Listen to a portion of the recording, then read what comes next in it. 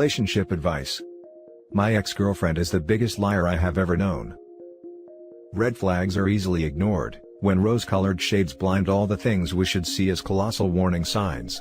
I feel like an idiot. This is my story. From November 2018 through April 2020. I, 29 male, met my ex-girlfriend, 26 female, in November 2018. We hit it off immediately and had this impeccable chemistry that I have never had with another person before in my life. We could turn a 5-minute conversation into a 6-hour marathon of different topics, without ever running out of steam. We fell hard for one another, fairly quickly. Honeymoon stage or not, the chemistry was off the charts quickly, and it wasn't long before we could practically read each other's thoughts, and finish each other's sentences to the point of being uncanny. However, there was a big WTF moment early on, that I was too ignorant to yield much of my attention to. Look, I don't have kids yet. I want kids. However, I just haven't found the right person to settle down with. I mention this, because of what happened. I digress. Anyway, the WTF moment, she was separated from her estranged husband, who she had a son with. Before this guy, she had a daughter with another man 7 years ago. She told me that she had always felt disconnected from her kids. I don't know why this didn't push me away immediately. Too much oxytocin in my brain? I'm not sure. Months later, she told me that I'm the love of her life, and the greatest thing that has ever happened to her. Telling me that she wants kids with me, that I'm the person she was always meant to be with, and that she never felt anywhere close to anyone else the way she feels for me. Backstory of her estranged husband: he is 13 years older than her. Apparently her sister-in-law babysat her when she was a kid, and there's a photo exists of her then teenage husband holding her when she was a baby. Cringe. He has a daughter that is only 5 or 6 years younger than her. Anyway, she told me that he was mentally and emotionally abusive, locked her up in the bedroom of their home, found out that she had posted on the Gone Wild sub before they met and yelled at her over it, lectured her for watching videos on public freakout, would become so angry to the point of throwing bar stools through a glass door, multiple times, and other things. She said, and I quote, "I feel nothing for him. We have nothing in common. He kind of pushed me into marriage by rushing things along. I was going to break up with him early in our relationship, but around that time his dad died, and I felt guilty about it, so we stayed together. I got pregnant, and then we got married." She told me the divorce was in the process, and that she had a rocky relationship with her father. She said that her father wanted her to stay with her husband, the stay for the kids mentality, and that he was funding the husband with the whole divorce side of things. Anyhow, our relationship was seemingly perfect. She maintained close contact with her sister-in-law through it all. During this time, my ex was living with a roommate in an apartment. Eventually, she half moved in with me. It was strange, because she would stay here for a large majority of the time, leaving a bunch of her clothes and some of her belongings here, and then go back to her apartment. I visited her often during these times. At one point, she switched jobs and didn't tell me. You can grade the severity of this lie, but it was weird. Who switches jobs and doesn't tell their significant other? Another red flag ignored. When I confronted her, her excuse was, "I didn't tell you because I didn't think you would be happy for me." WTF? Yeah, I don't know what I was thinking. In October 2019, one weekend, a 3-day one at that, she said she was going to go visit her dad. In the week that followed, I looked at her dad's social media page and he had not posted any photos/selfies of them. This was unusual, because anytime she did go and see her dad, regardless of their alleged conflict, he would always post about it. This time, he didn't. I didn't say anything about it, but I had a weird feeling about the whole thing. About a month later, I was digging around social media, and I happened to look at her sister-in-law's page. She posted a photo of the two of them meeting at some pizza restaurant with the caption, "Eating some pizza with my awesome sister-in-law." Weird. Still calling you her sister-in-law despite the impending divorce. I immediately confronted her the next time I saw her, and asked her why she lied about going to visit her sister-in-law. She apologized profusely and told me that she thought it would upset me if she knew that she had stayed with her for the weekend. I thought it was a crock of ish from the get-go, the excuse, but I let it go, begrudgingly. By this point, I had developed trust issues, but I was so blinded by my own ignorance and feelings. Guess what happened around a week before Christmas 2019? You know how I said that her father always posted about any time they were together? I saw on his social media, a selfie of him, her, and her husband, smiling. I lost my mind and flipped out on her. She got angry and defensive, and told me that She had to play nice with her husband to see her son. Remember what I said about her comments about feeling disconnected from her kids? I should have told her to go F herself and left immediately. The lies were right in front of me. She is the biggest liar I have ever met in my life, the most dishonest person, but she is a terrible liar. I didn't leave though. I wanted to believe her. But everything felt off. 2020 started off great, until the pandemic happened. She started getting a little cold towards me and talked about how much she missed her kids. This was in March. In early April, one day I woke up to a text from her that said, "Please never talk to me again. I was wrong for being with you. I need to fix my life." I was then blocked everywhere. I tried to get in contact with her. Nothing. I contacted her roommate, who told me that she moved out. She still had some clothes at my place, as well as different toiletry items, etc. Keep in mind that I had been sick as a dog during this time, not COVID, just sick. She ghosted me while I was sick in the middle of a global pandemic. I snooped around and couldn't find anything on her social media, even on her husband's social media. Her father had not posted anything either. I felt a mix of extreme sadness and full-blown rage and anger. In May, still trying to find answers, I saw it. She was living 3 hours away with her estranged husband. She commented on some video of him doing some dumbass faux comical dance and wrote, "You have a cute butt, love you." I'm not usually an angry person. I'm easygoing, laid back, roll with the punches of life even during the most down of times, but I fell into an incandescent rage of a mess. I wrote her an email that said, "You destroyed me. Congratulations. You are the most dishonest human being I have ever had the misfortune of meeting. Have fun in your pathetic excuse of a marriage." I also noticed that she set up a little shop on Etsy selling crafts and other things that she makes. She moved on so swiftly, so easily. As far as I'm concerned, she is a sociopath to be able to do something like that. She moved on from me, as if I never meant anything, and as if I'm the biggest joke in all of mankind. Now I wonder if any of the things she said about the abuse she went through, is even true. I have been a mess ever since. I feel like an idiot from the get-go. I wasted all of 2019 and the first few months of 2020. Don't be like me. My self-confidence and self-worth are shattered.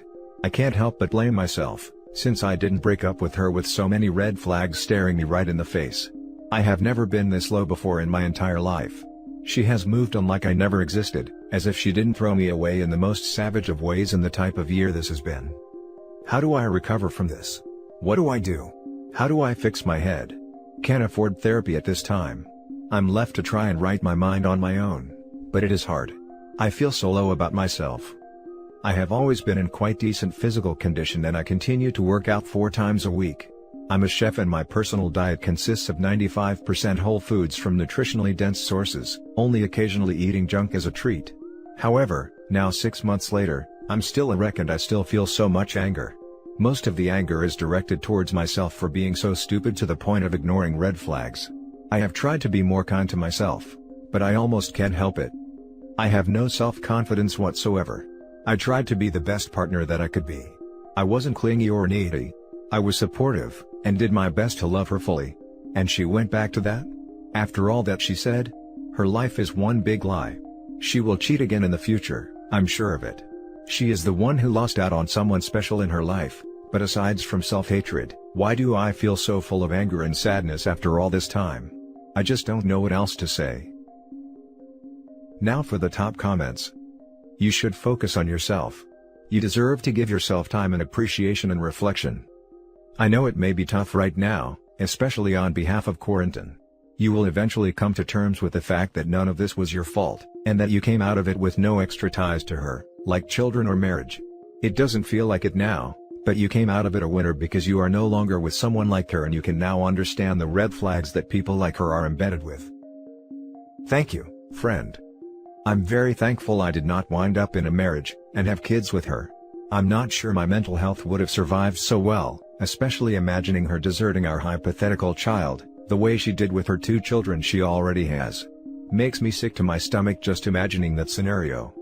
I'm left with, hopefully, short-term mental health disruption from this, but I do realize the emotional impact could have been much deeper, considering the possibilities that were avoided. All cheaters have a sociopathic quality, clearly. To even entertain cheating, is so selfish. I'm someone who has an immense sensitivity to guilt, so I just don't understand how people can F over someone who loves them. all nonchalantly. That's why my rule is to not date anyone with kids or not single. It's just asking for trouble, and I don't want any exes involved in any relationship. If she lied about the abuse from her estranged husband the whole time and he is actually a decent person, I feel bad for him. She is apparently his fourth wife. Regardless of all the intangibles, that marriage is a tainted joke forever, given her actions. They both throw money at lawyers and she still went back to him. Cheated on 2 people, and truly emotionally hurt her own children in the process. No expressed remorse whatsoever. No closure. Nothing. I always said I'd never date anyone with kids and that she was the exception, but I don't know now. Now I'm getting older and, at this point, I just wanted to meet someone that is honest and faithful, even if the chemistry isn't perfect. Chemistry means F all. If one's partner is a worthless cheater, which has not become concrete to me. As I've struggled to get through my wife's lies and infidelities over the last 2 years, I've been repeatedly told, this is about her problems and issues, it's not really about you. And, of course, you spend hours, weeks, months thinking about what you could have done differently, replaying the entire relationship and trying to figure out how to make it better. And you can. Of course, it is easier to see other people's problems clearly. So, I can say this after reading your post, this isn't you at all. This is about her and her sociopathic lying and messed up life, period.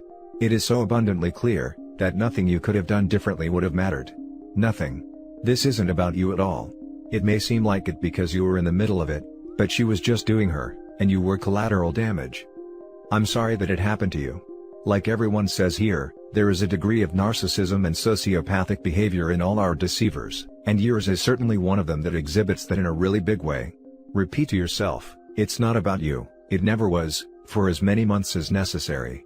For me, it's going on over a year and I still need to say it to myself on a daily basis. Now for the next story. My 28 male girlfriend, 26 female, kissed another man, but wants us to stay together. This could be the last in a series of events that is telling me our relationship should end, but I don't know what to do.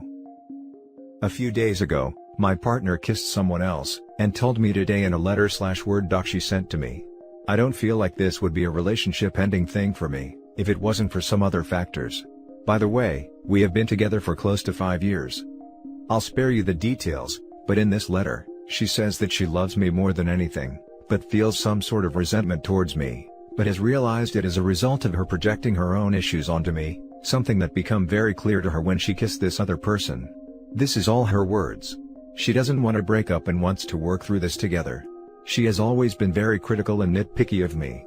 However, this is something we have openly discussed, but I feel has ebbed and flowed in terms of how stressed she is. Now she is saying this kiss has shown her the reason why. To me, this is completely out of the blue, as our relationship has been really good recently, despite me moving to another city that is 2.5 hours away. We see each other most weeks and our communication is in a good place, or so I thought. The thing is, I'm getting deja vu about this whole situation. About 2 years ago she randomly booked flights to another country to live there for a year, without discussing anything with me, and when she told me about it, she said didn't want me to come. She said she was unhappy with her job, life in general, and didn't know if she wanted us to break up or stay together while she was away. I said I wanted to stay together, but it would be hard for me. Obviously I was heartbroken by all this. Anyway, as the months went on and her departure date came closer, she became more and more adamant that she wanted us to stay together no matter what. She even then said, she really wanted me to come and live overseas with her. I of course said no, because it wasn't something we discussed together, and I had absolutely no say in the decision. Anyway, long story short, we stayed together. She made the decision to come home after 6 months, her decision not mine. But despite this, it was all a really terrible and stressful experience for me. I feel this new situation echoes that past one. She wants us to stay together, but I just feel like something like this will happen over and over again. She hates being in one place or one situation, and constantly needs to be moving on to the next thing that will make her happy, which may have something to do with this. She will often focus on this and not think about how it could impact me. The first time, I thought it could be an issue with me, so I also worked really hard on myself and tried to establish very open channels of communication between us. But in this letter she has straight up admitted I am not the problem. I do know I am not perfect, but I'm reasonable and understanding and have been overall a pretty great partner. She is truly a very nice, caring and compassionate person, and would never do anything to intentionally hurt me. I can't really imagine my life without her, and she has made me the person I am today. But I think a lot of this is me being scared of the new and scared of being on my own. What do I do? I kind of think this is maybe signaling we should end things, and that will be better for the both of us in the long run. Now for the top advice. Once, when I was young and stupid, I was in a long-distance relationship and got drunk at a bar. I ended up kissing a girl that night. I knew my relationship was already over at that point, and it turned out, she was cheating on me anyway. This is just an anecdotal story, but now that I am older, more mature, and well-adjusted, I could not imagine doing this to my SO. This is what real love and devotion is like. I think something is making her very unhappy in her life, and considering how she seems to treat you most of the time, I would advise you to seriously consider ending the relationship. You deserve better. Thanks, this is the sort of advice I'm after. I'm going to give it a day or two and then decide what to do, but I'm leaning towards ending it. By kissing another guy, she broke your trust and obviously doesn't respect you. Who's to say she won't do it in the future? Regardless if it's just a kiss, it's cheating. If she loved or respected you enough, she wouldn't even dream of doing it. I'd break up. I think you need to serve her some of her own medicine. Really get that toxicity up there. Text her the following: "We need to talk." Don't forget the ellipses, and then turn off your phone and block her on everything for a month.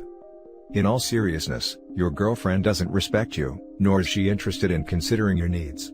She has some growing up to do. It's time to cut the cord. You deserve better. Thanks for commenting. In our everyday relationship, she is pretty considerate of my needs, but then blindsides me with stuff like this. But yep, I'm leaning towards cutting the cord. Now for the last story. She lied about being pregnant, and is now really pregnant. I, 25 male, broke up with my ex, 25 female, 3.5 months ago. We had been together for 2 years, and I just fell out of love with her and it was getting stagnant. She called me like 3 weeks after we broke up, to tell me she had taken a ton of pregnancy tests and they were all positive. I freaked out, because there was no way. I'm always careful. She texts me a picture of 5 positive tests. I call her back, and we decide to meet up the next day and talk about everything. I had her take a pregnancy test while I was at her place, but did not see her physically take it, but saw the positive result. We end up hanging out all that week and next discussing options. I really was pushing for her to get a termination, which she eventually agrees to. We end up having unprotected sex the night before her termination, because I figure she's already pregnant. She lied and told me she got a termination, but for some reason didn't want me to go when I offered. I find out from a friend of ours this crazy witch was never pregnant the first time, but now is actually pregnant with my child. She pre-planned all this stuff. She had a pregnant friend pee on a bunch of sticks for her because she didn't want to lose me. I'm at a loss for words on what to do now. I do not want a child with her, and I do not want to be in her life for the foreseeable future.